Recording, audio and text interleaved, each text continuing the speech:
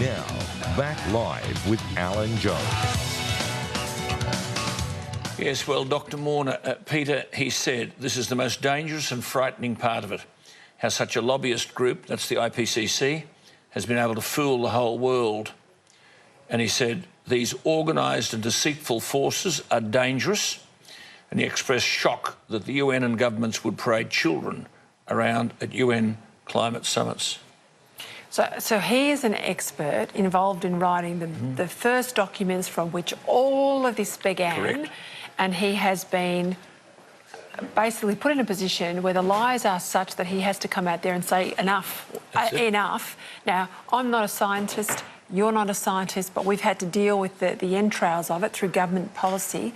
This gives me heart, two things, that we're finally going to get people telling the truth about this, but it explains why the activists have become so desperate, why they are so desperate that this stuff is shut down. Yes, and why, for example, on Q&A last night, they organised all the global warming apologists. And I understand that the managing director today has now admitted that the program was biased. Allegedly, and I'll demonstrate in a moment what I mean by allegedly, if you're talking about Q&A and reporting on Q&A, I got a quote-unquote roasting by News Limited.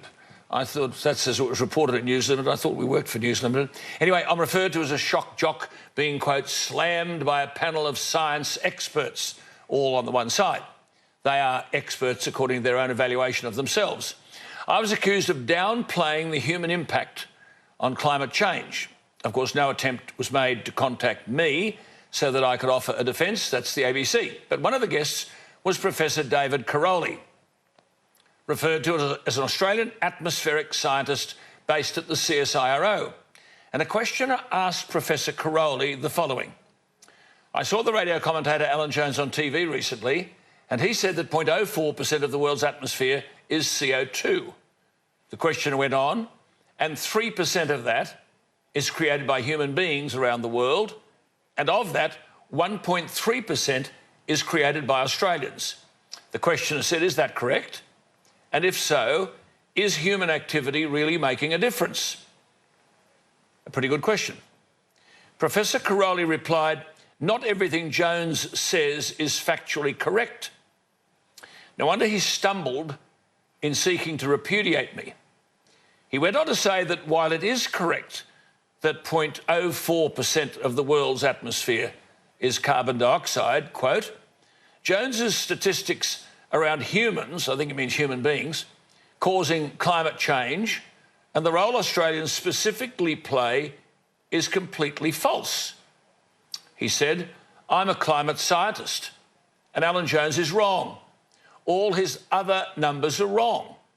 Now remember, he said 0.04% of the world's carbon dioxide was correct. The other numbers that the question referred to were 3% of that is what human beings create around the world, and 1.3% of that 3% is created by Australians. Karoly said, though, all his other numbers, they must have been those last two numbers, are wrong. Well, on the 25th of May 2011, I interviewed Professor Karoly on radio. Let me just play you an extract, very brief, of that interview. It was very courteous and very friendly. Just listen to this. Professor Karoly, good morning. Good morning, Alan. How are you? I'm very well, thank you. Can I just begin firstly with a little bit of maths so that we can agree on a couple of things? Would you say it's unarguable that the level of carbon dioxide in the air is less than 0.04%? And if I make that point, because nitrogen we know is about 78, oxygen about 21, and then there's argon and things like that. But CO2 in the air about 0.04%. Yes.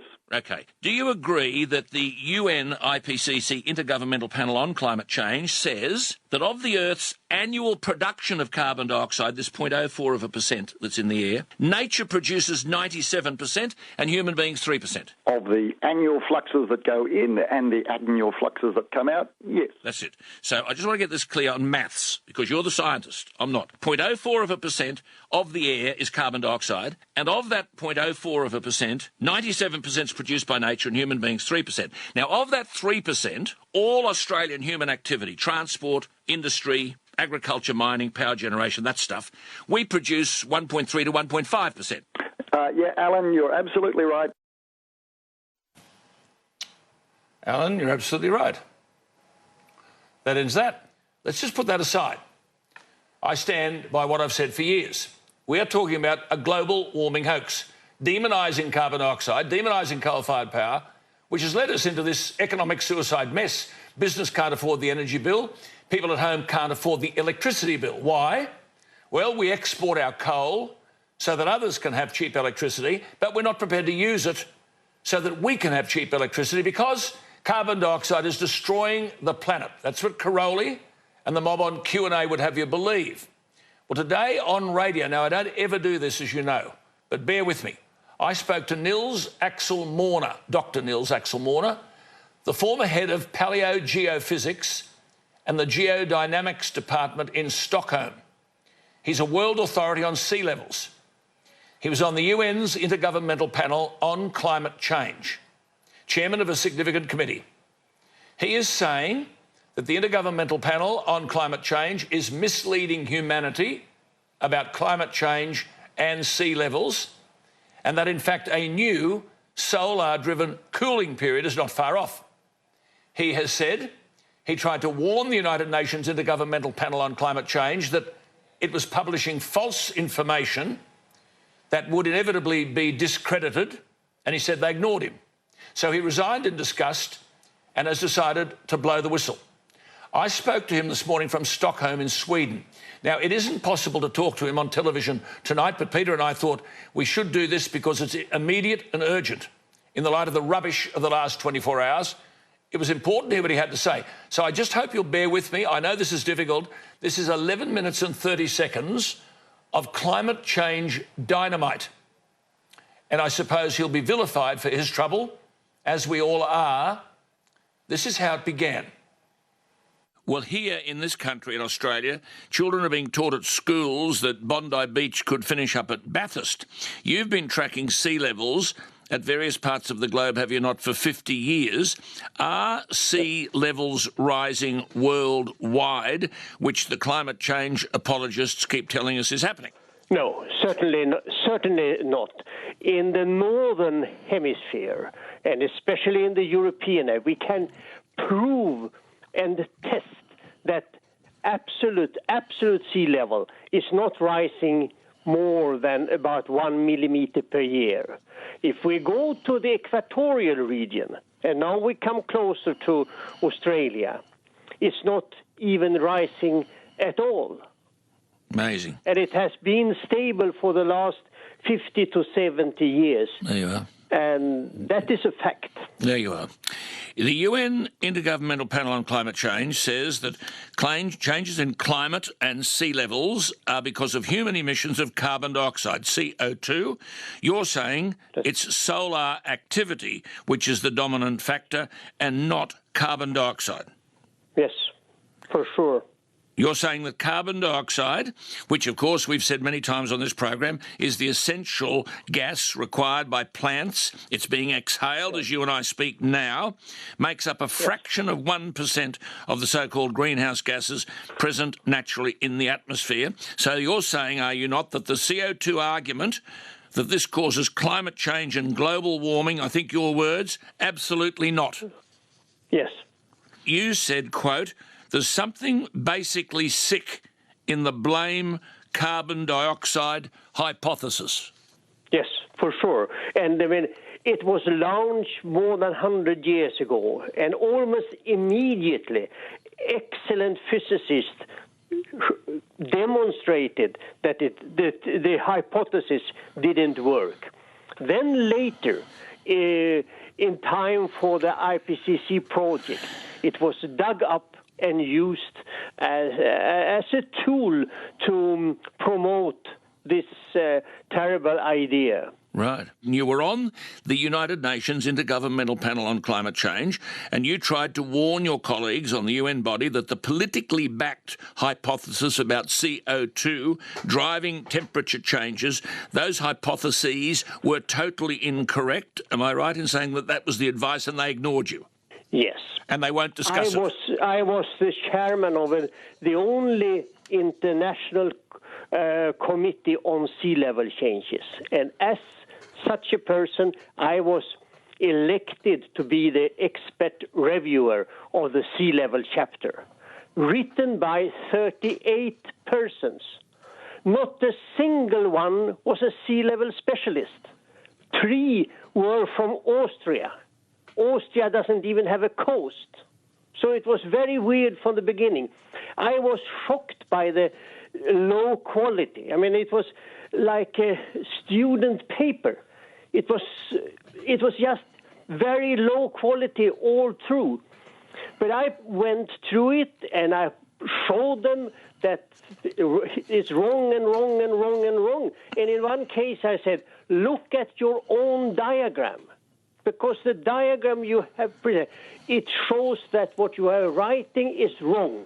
And what did they do? They took out the diagram and left the writing. And, of course, you made the point also that they won't discuss it. And you have said, have you not? No. In science, we discuss. We don't forbid or neglect. If I could just interject here, Dr. Mörner, you may be interested to know, but my listeners would be, that I'm regularly attacked here on the ABC. And last night on the ABC, there was allegedly a science panel, a Q&A science panel. And the headline this morning says, radio commentator slammed over climate change remarks. I might add, I wasn't even on the panel. Well, here we are now talking about views on climate change. What about the argument, Dr. Mörner, that 97% of scientists agree? No. That is so terrible, so we cannot even discuss it. But I used to say in the contrary, okay, if you want to keep this 97% discussion, keep it for yourself. But I will tell you that 97% of what I'm saying is correct. You may have 97 of the persons, but we don't count persons. In our business is the scientific truth, and the scientific truth is on the side of the skeptical people. And then when you come to the idea of 70, this is just a lobbying trick. They get money. I have hundreds and hundreds and thousands of high-ranked scientists all over the world which agree that no, CO2 is not the driving mechanism and everything is exaggerated. Sea level cannot rise. There's no way sea level can rise by 2 meters in the beginning of the next century. This is against physics. Can I just come back to this business about carbon dioxide driving temperature changes, which you've said is totally incorrect, and the Intergovernmental Panel on Climate Change ignored you, and they won't discuss it with you. You say that in the field of physics, have you not said, 80 to 90% of physicists know that this carbon dioxide hypothesis is wrong? Yeah, I agree with that, yes. Right. And amongst geologists... And most of the astronomers and most of the geologists, of course, meteorologists there, they believe in this, but that's because of their own profession. They live on it. Right. I just want to repeat what Dr. Mörner has said. In the field of physics, 80 to 90% of physicists know the hypothesis about CO2 is wrong. Amongst geologists and astronomers, 80% know the hypothesis about carbon dioxide causing global warming is wrong. You say, or you suspect, that behind the scenes promoters of the man-made warming hypothesis have ulterior motives. Yes. Is one of them the fact that if you say this, governments will give you money? Yeah, one is that, and then it's a wonderful way of controlling taxation, controlling people. I mean, here in Sweden we have the left, we have the right, we have all the environmentalists. For the first time, they all go together. And there is no opposition. Dr. Mörner, you know scientists around the world. You know of Dr. William Happer, who was a world-renowned physicist from Princeton University. He advised President Trump on climate change. He, too, has denounced this warming alarmism and the demonisation of carbon dioxide. And Professor Happer has said, and am I right in saying this, that there's nothing to worry about from alleged man-made global warming or human emissions of carbon dioxide. He says carbon dioxide will be good for the Earth, and CO2 levels are unusually and extremely low by historical standards, and more carbon dioxide would be a good thing. Do you agree with that? Yes, surely. And we have the Earth is at least 10 to 20% greener now to this little extra CO2. Quite. And in one of the worst deserts in the Sudan, they suddenly have got into a step phase. And it's not because of rain. There's no more precipitation, but it's more carbon dioxide. Can I just come back? You say the promoters of man-made warning hypotheses will ultimately be exposed. You say it's unscientific, that they've ignored facts, and that one day it will be revealed as nonsense, but then scientists will lose their trustworthiness. Yeah, that's the unfortunate thing, because in a decade or at the most two, will be in another phase of low solar activity. You've said this is this whole carbon dioxide, man-made global warming stuff. This is the most dangerous and frightening part of it, how such a lobbyist group, that's this IPCC, have been able to fool the whole world. Yeah. And you said these, quote, organised and deceitful forces were dangerous, and you expressed shock that the UN and governments would parade children at UN climate summits. And you say, what do they know? They're very nice, all of them, but they should be out playing, not talking at the United Nations. And you say, it's a little evil that children would be used as propaganda props. It's an insult to science. Yes. Yes, that's exactly how it is. That's exactly how it is. And in spite of this... Sorry? And this, I mean, that they have been able to fool and change the world. It's so dangerous for the survival of the society that people can do that. And this is what have triggered me to go out of my own professional and also speak up loudly, because we must get this CO2 disease out of science. Good on you.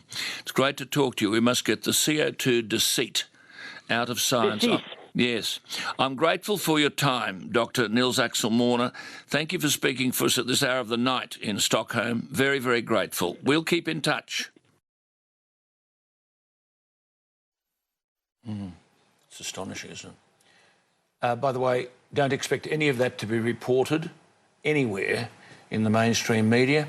It doesn't suit the agenda of the left. We'll take a break.